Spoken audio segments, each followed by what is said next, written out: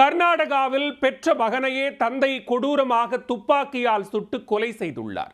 மது குடிக்க பணம் கேட்டு தராததால் ஆத்திரத்தில் அரங்கேறிய கோர சம்பவத்தின் பின்னணி என்ன? மது போதையில் மகனிடம் தந்தை தகராறில் ஈடுபட்டுள்ளார். பிரச்சனையை சமாளிக்க தந்தையை உள்ளறையில் வைத்து மகன் தாழிட்டுள்ளார். அதன் பின்னர் கண்ணிமைக்கும் நேரத்தில் நடந்து முடிந்தது என்ன?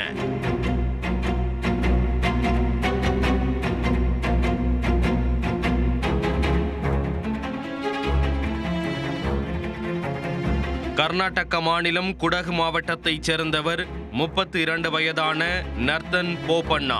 பெங்களூரு காமாட்சி பாளையாவில் தந்தை தாயுடன் வசித்து வந்தார். சில ஆண்டுகளாக இவரது தாய் உடல்நலம் பாதிக்கப்பட்டு படுத்த படுக்கையாக உள்ளார். இந்த நிலையில் குடிப்பழக்கத்துக்கு அடிமையான இவரது தந்தை சுரேஷ் தினமும் குடித்துவிட்டு தகராறு செய்துள்ளார். 25ஆம் தேதி தலைக்கேறிய போதையில் வீட்டிற்கு வந்த சுரேஷ் மகன் நர்தன் போபண்ணாவிடம் பணம் கேட்டு தொந்தரவு செய்துள்ளார். பணம் தர மறுத்ததால் மகனை அவர் தாக்க முயன்றுள்ளார்.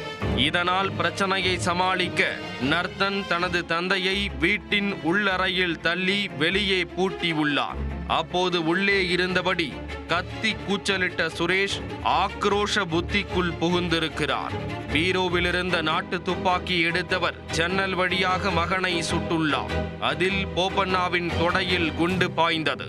வலியால் அலறி துடித்தவர் தன் சகோதரிக்கு போன் செய்து தகவல் கொடுத்துள்ளார். பதறிப்போன சகோதரி உறவினர் ஒருவருக்கு போன் செய்து அங்கு சென்று பார்க்க சொல்லி இருக்கிறார். வீட்டுக்கு வந்த உறவினர் கீழே சரிந்திருந்த நர்தனை மீட்டு தனியார் மருத்துவமனையில் சிகிச்சைக்காக சேர்த்தார். ஆனால் நர்தன் போபண்ணா சிகிச்சை பலனின்றி உயிரிழந்தார். தகவல் அறிந்த போலீசார் நர்தன் வீட்டுக்கு சென்று பார்த்தனர். அப்போது கதவை உடைத்து வெளியே வந்த சுரேஷ் தரையில் சிந்தியிருந்த ரத்தத்தை சுத்தம் செய்து ஆதாரங்களை அழித்துக் கொண்டிருந்தார். வீட்டை சுற்றி வளைத்த போலீசார் சுரேஷை கைது செய்து காவல் நிலையம் அழைத்து சென்று விசாரித்தனர். பின்னர் அவரை நீதிமன்றத்தில் ஆஜர்படுத்தி சிறையில் அடைத்தனர். மது குடிக்க பணம் கேட்டு தராததால் பெற்ற மகனை தந்தையே துப்பாக்கியால் சுட்டு கொலை செய்த சம்பவம் பெங்களூரில் பெரும் அதிர்ச்சியை ஏற்படுத்தி உள்ளது.